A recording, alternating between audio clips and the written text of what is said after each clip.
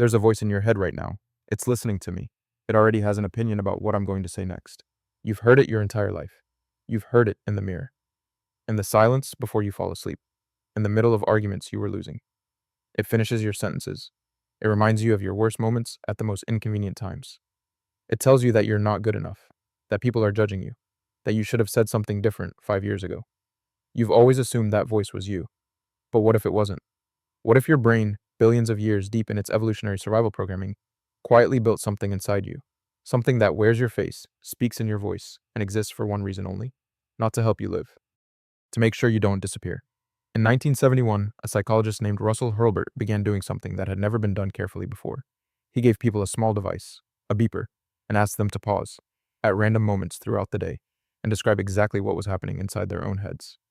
Not what they were doing, not what they were thinking about, what the inner experience actually felt like, the texture of it. What he found disturbed him. Most people, when forced to describe their inner voice honestly, couldn't recognize it as themselves. It criticized them from a slight distance. It narrated their failures as if reporting news about someone else. It used their memories against them with a precision that felt almost strategic. Hurlburt published this research for decades. Most of psychology ignored it because it pointed somewhere that made everyone uncomfortable. It pointed toward the possibility that what you call you might actually be two things sharing the same skull, and only one of them has your best interest at heart. Here's where it gets strange. Neuroscientists studying the default mode network, the system of the brain that activates when you're not focused on a task, when you're just existing, made a discovery that quietly reordered everything we thought we understood about identity. The default mode network doesn't rest. When you stop thinking, it starts. And what it does, constantly, obsessively, without pause, is simulate you. It runs models, predictions, social rehearsals. It imagines how other people see you. It replays conversations looking for threats you might have missed. It constructs worst-case versions of your future and walks through them, methodically, cataloging every danger. Scientists initially called this the brain's background process. Harmless mental housekeeping. But that wasn't the full picture. Because when they studied people with severe anxiety disorders, people whose inner critic had become so loud it was destroying their lives, the default mode network wasn't misfiring. It wasn't broken. It was working exactly as designed, just too hard. And this is the part almost nobody talks about. That inner voice, the one that never shuts up, the one that turns every social interaction into an autopsy, isn't a malfunction of your psychology. It's the oldest survival mechanism your species ever built.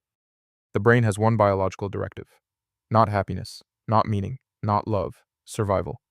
And the most dangerous thing to your survival for almost the entire history of human existence wasn't predators. It wasn't starvation. It was other people. Specifically, being rejected by them, being cast out, being seen as weak or strange or threatening by the group. Social death for most of human history was actual death. No tribe, no food, no protection, no reproduction, no future.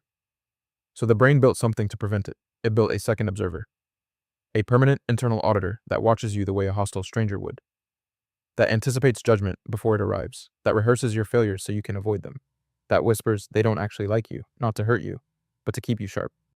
Vigilant, socially safe. It built, in other words, your inner critic. And it built it out of the voices of everyone who ever had power over you. Think about that for a moment. That voice that tells you you're not enough. It learned to sound like that. It absorbed the tone of a parent who withheld approval, the cruelty of a classroom that laughed, the coldness of someone you loved who left without explanation. It stitched those voices together into a single internal character and gave it permanent residency inside your mind. Psychologists call this introjection, the unconscious process of absorbing external critics and converting them into internal ones. But here's what they don't usually say out loud. You never gave permission for that. You were a child. You had no defenses. And your brain, trying to protect you, opened the door and let those voices move in. Because the logic was simple.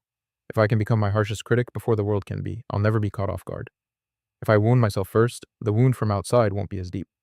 This is where it stops being psychology and starts being something that should genuinely disturb you. Because that character, that inner voice, that internalized critic, is not passive. Research in cognitive behavioral psychology has shown that the inner critic actively shapes behavior. It doesn't just comment, it makes decisions. It chooses what risks you don't take, what words you don't say, what rooms you don't walk into, what version of your life you're willing to believe you deserve.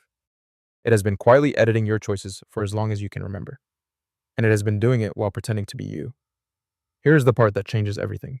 The people who suffer most in life, not from poverty or loss or physical pain, but from a specific kind of quiet internal suffering, are not suffering because the world is cruel to them.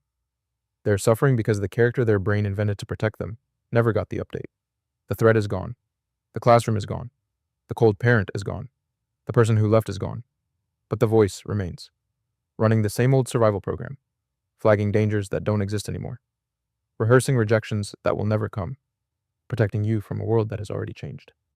And because it speaks in your voice, with your memories wearing your face, you never questioned whether it was right. You just assumed it was you. The most radical act of psychological freedom any human being can perform isn't meditation, or therapy, or any particular technique. It's a single moment of recognition. The moment you hear that voice criticize you, remind you of your failure, predict your rejection, rehearse your worst version, and instead of nodding, instead of agreeing, instead of fusing with it the way you have 10,000 times before, you pause and you ask, who built you? And what were you trying to protect me from? Because the moment you ask that question, something shifts. The voice doesn't disappear. It never fully disappears. It was built too deep, too early, too carefully. But it changes position. It moves from inside you to in front of you, from narrator to character, from controller to passenger. And for the first time, possibly the first time in your life, you realize you are not the voice. You are the one who can hear it. There is a version of you that existed before all of it, before the voice learned to criticize, before the brain started running threat simulations, before every childhood wound got converted into an internal auditor with a permanent office in your chest. That version never fully left. It's the part of you that still feels things before the voice can comment on them. The part that instinctively reaches toward beauty, toward connection, toward meaning, before the critic arrives to explain why you shouldn't bother. You have been living in a house with a ghost made of borrowed fear, assembled from the voices of people who were also running from their own, passed down like an heirloom no one asked for, a survival mechanism for a danger that, for most of you, no longer exists. Your brain invented someone else to survive you. The question that matters, the only question that really matters, is whether you're going to let them keep running the show, or whether, finally, after all this time, you're going to introduce yourself.